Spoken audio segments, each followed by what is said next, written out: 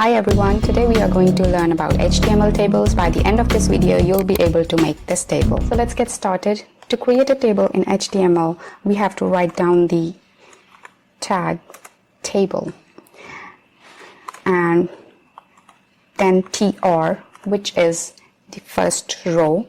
Tr means table row. To add data to the table rows, we have two types of tags, th and td. Th is table header and td is table data. So let's add the table header.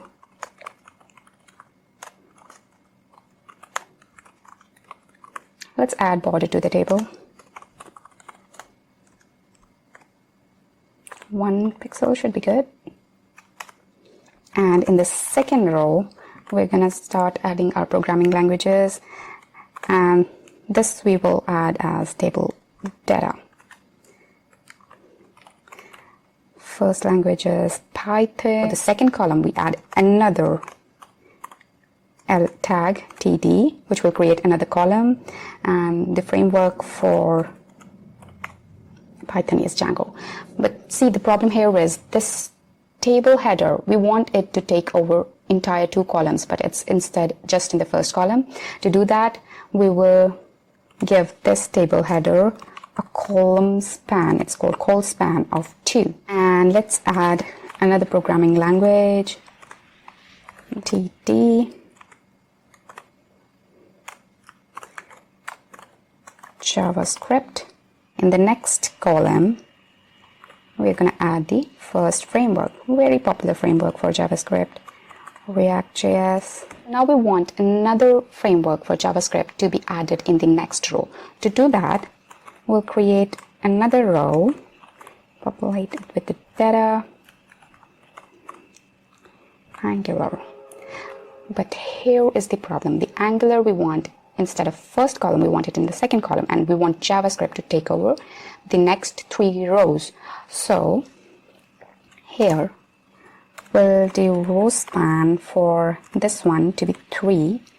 So JavaScript is going to take over next 3 rows, and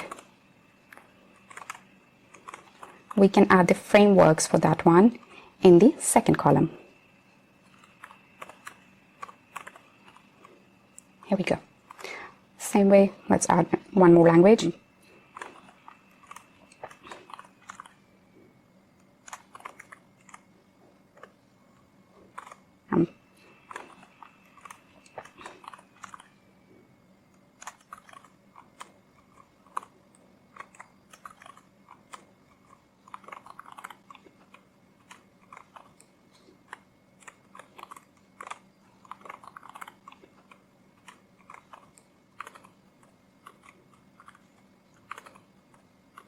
Here we go. We have our table created. We learned few tags today. The first one is the table tag, and we can give it an attribute border to create the border around it.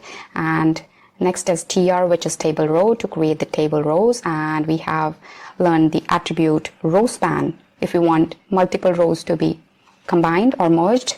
And next is the th, which is table header, and we learned about col span attribute, which is to merge the columns, and then we learned about td, which is the table data, to populate the table with the data. And that's all for today. We'll see you in the next video. If you like this video, please give it a thumbs up and subscribe to my channel and hit the notification bell so you don't miss on the new videos. Thank you so much. Bye bye.